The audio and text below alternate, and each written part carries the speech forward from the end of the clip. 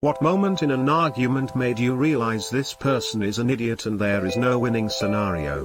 When anytime you try to respond, they just cut you off and continue their rant, because the human body has evolved to heal itself of all diseases and illnesses, that a natural diet is all that is needed. Sometimes loads of garlic is required for those extra stubborn issues, aka cancer. Had an argument with someone who convinced a friend to stop their chemo and rely on healing crystals to cure them of their cancer. Friend later died of cancer. Do you even know where the prostate is? Yeah, it's in your balls. Edit, my most upvoted comment ever is about the prostate. I love this app. The prostate is stored in the balls. The prostate is the powerhouse of the balls. When he told me that climate change was because of magnetic north moving up to 20 miles per day. Of course, when the tilt of the planet changes, you're going to get more sun and more heat. But people want to believe it's my car. Fucking hell. Oh, this guy was good for a twofer, as well. I don't try to argue politics. I present his party of choices, values. People can choose to agree with me or be wrong, but I won't argue with them.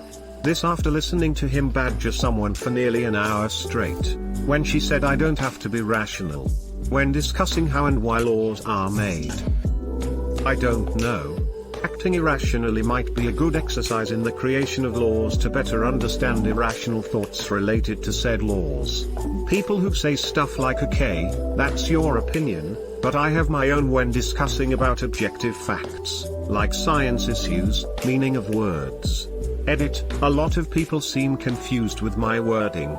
I'm adding a couple of examples of what I mean. Science, water boils at 70 degrees Celsius, that's my opinion words. In my opinion, the Spanish word hola means dog, so basically, facts which are either true or false and not open to opinions. Edit 2 to 3, spelling. I remember discussing the act of placing your palms together and bowing in the context of a greeting. This guy was trying to argue that it was a common thing in Japan. It isn't. I'm Japanese and have lived in Japan. He's American and has never been to Japan. He was saying I must be wrong because he experienced it once, in a Japanese restaurant, in Thailand. Haha, reminds me of when an American guy told me I was pronouncing my name wrong. I was born in Europe but have a Japanese name from my Japanese father, all based on the year he had spent in Japan. He went on for an hour explaining the Japanese alphabet to me and why me and my Japanese father had gotten the pronunciation wrong. People are weird. A guy said to me, anecdotal evidence is all I need because it describes my truth, and my truth is reality. Bruh.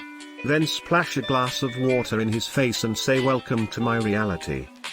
I got his name and said, oh, your name is Thomas? I only knew one Thomas, and he was a rapist. One people that I know named Thomas are rapists, and that means you are too, because that's my reality. Back when I was 10 or something, my older sister yelled at me for swearing. I was not swearing, I was just yelling really loud. Probably shouldn't have been, but whatever. After I point this out, she continues to tell me that yelling and swearing are the same thing, and in order to prove it she whispered fuck. I wish we weren't related. When a sex manager insisted to me it was impossible for a laptop CPU to hit over 100 because that would melt gold. His tech expert buddy backing him up the whole time. For those too lazy to look it up, but still curious, the actual melting point of gold is 1064.18 degrees Celsius, 1337.33 K, 1947.52 degrees Fahrenheit. 1337 K, haha nice. I was asked if I could prove that more people die of cancer than fat shaming. Threw my hands up and walked away. Jesus Christ, what an idiot. I am unsure how to even rebut that stupidity. Anytime someone tells me to prove something doesn't exist, the old shifting the burden of proof shtick never gets sold. It's always fun to drop the burden of proof is on you, dipshit, whenever someone gives me that. It's like the concept is entirely foreign to them. Okay, I admit that everything you've said is right, but you're still wrong. Discussing housing policy. That could still be true. What is the context? This might be a case of the is/short distinction. One of my many stories from working in a discount shoe store. Woman with 3 boys under the age of 12 come in. Woman goes up to the counter. Woman, I need to exchange these shoes in for a different size. Me, okay, let me get that started for you. Normally we can exchange shoes in for the same model just in a size up or down. It's pretty common for parents to buy shoes underestimating how much their kids have grown and come in for a bigger size. Anyway, I open the box. The shoes are completely trashed. Toe blown out, the sole is peeling off, and they smell to high heaven. Me, Mom, I'm sorry but I can't make an exchange for these shoes. Woman, well, why not? Me, I wouldn't be able to resell them but I think we still have this style if you wanted to purchase a new pair. Woman, why can't I just exchange these shoes for a bigger size? Insert store name here, has always let me exchange shoes when my kid grows out of them. Me, Mom, I'm sorry that someone has told you we do that but that's not a policy we have. I can return or exchange shoes that are in good enough condition to be resold but I can't resell these. Woman, other stores have let me exchange them. Me, which store have you done this with? Woman, can I speak to your manager? And that's when I knew, there we no winning with this bitch. I've had someone do this with like a free hot dog for first time customers. They wanted a slice of pizza and said he was allowed to exchange it before. It was hilarious. I got to ask them if they were lying before or now. If you were allowed to get pizza before, then you're not a first time customer, so no free anything for you. If you're lying now, then you should have no expectation of being able to exchange free hot dog for pizza. No, you misunderstood. You see, my friend, when I was arguing with someone about why milk doesn't go in first when making a cup of tea, a very English debate, and his argument was when you add boiling water to cold milk, you're warming it up, but when you add cold milk to boiling water, you're cooling it down, and I don't want cold tea. I tried to explain how the end temperature will be exactly the same regardless, but he was already celebrating his self-awarded victory. Excommunicate him. All in favor? Aye. Every time on Reddit you give an opinion and everyone tells you you're wrong. And I don't mean here are some facts that show your opinion to be a stupid one, but when you say you like to film, that's never happened to me, so you must be wrong. My sample size of 1 makes my argument completely unassailable. We had a new assistant at work who was not fitting in with the team. I sat her down and talked to her about expectations and reviewed the responsibilities of the position several times. In one last effort to help her, I thought I'd see which parts of the job she liked. I asked her, what skill do you think is your strongest skill? And she said, delegating.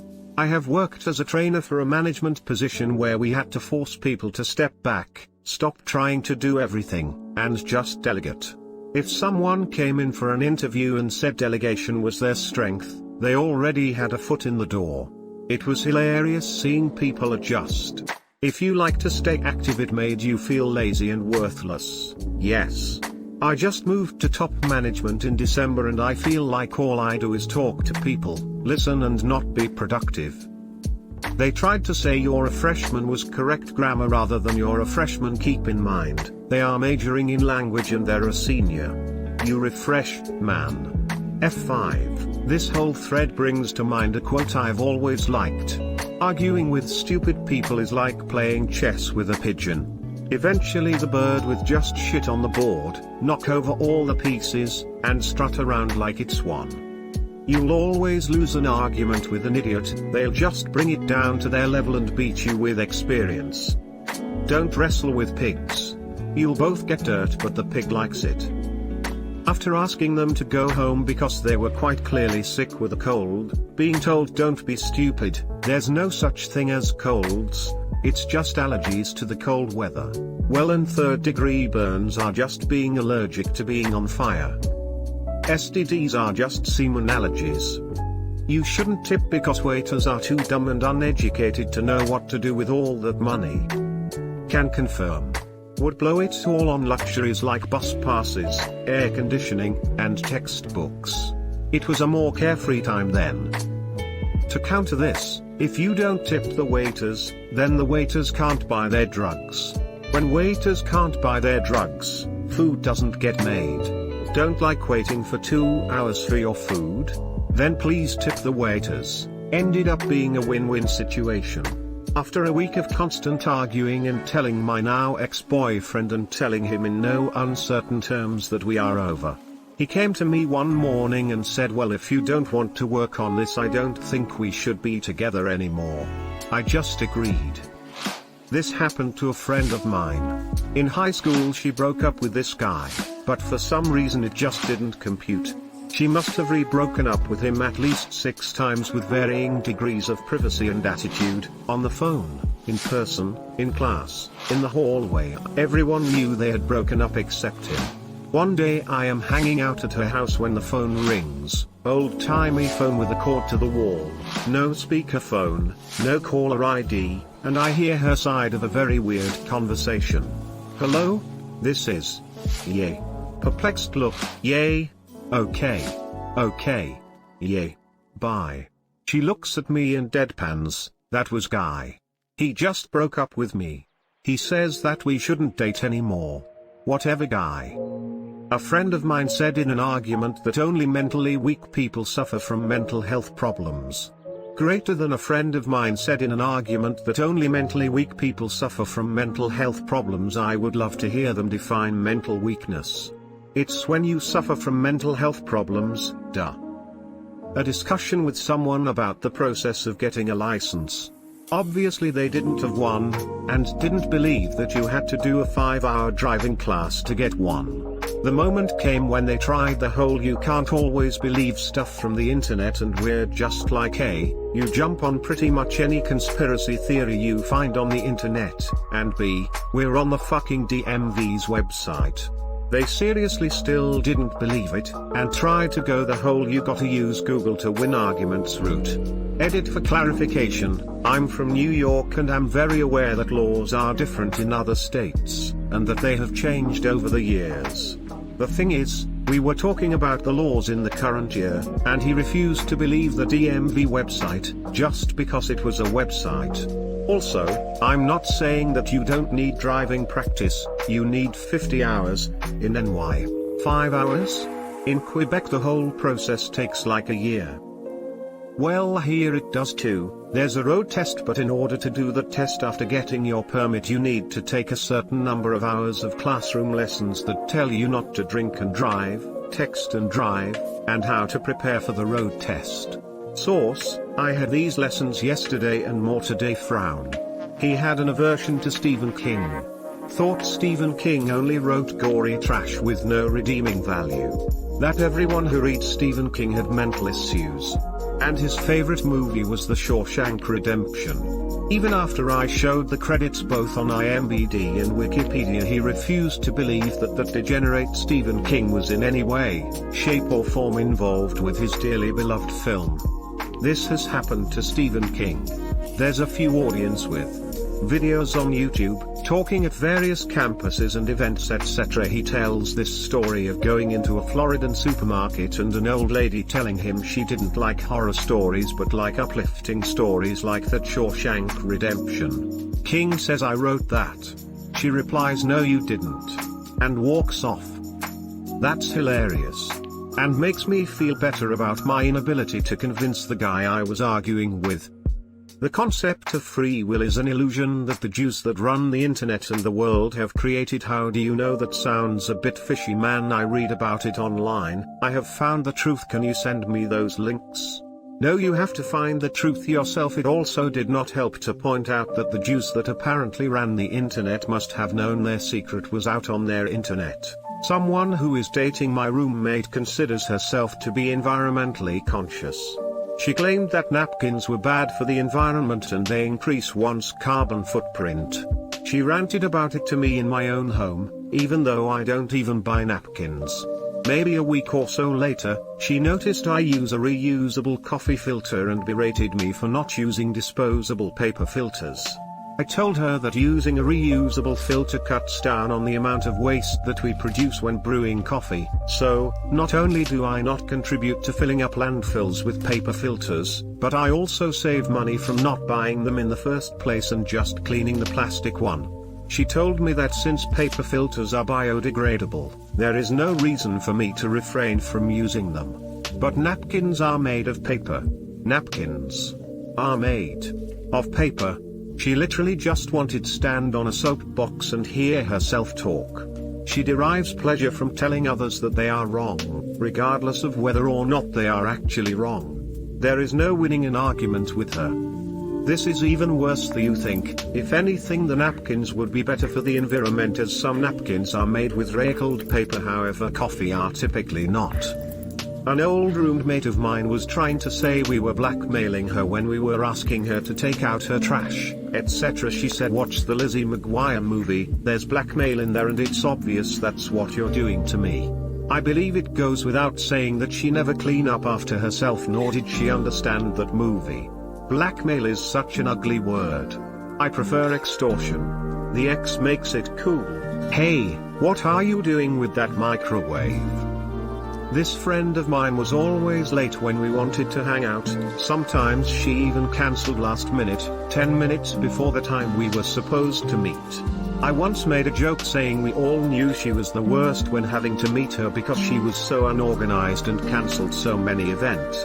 A few days before she was leaving for college we were meant to meet, so I arrived late knowing she was going to be anyway, waited for her for about an hour or so, but it was the last day I could meet with her, so I didn't mind that much and I asked a friend to wait with me.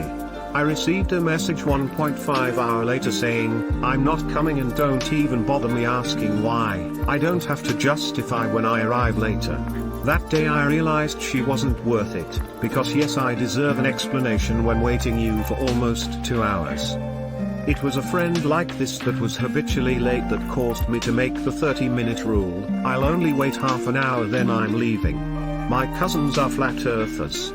When lack of evidence is just proof of a conspiracy, it's best to just disengage. You can't break into the prison, they have to break out. You can't reason someone out of a position they didn't reason themselves into. When she kept trying to change the subject, every time she realized she was wrong, I stayed with verifiable facts. She went all over the map, bringing up shit I did like 5 years ago. "You can't turn right at this red light. The sign says so right there." Well, you burned that craft dinner that one time. You didn't read those instructions, did you? Who the hell burns craft dinner? "You can't turn right at this red light. The sign says so right there." Fucking hate that when people are mad at you for something, and suddenly bring up a bunch of old shit you did that made them mad at the time, to add fuel to the fire.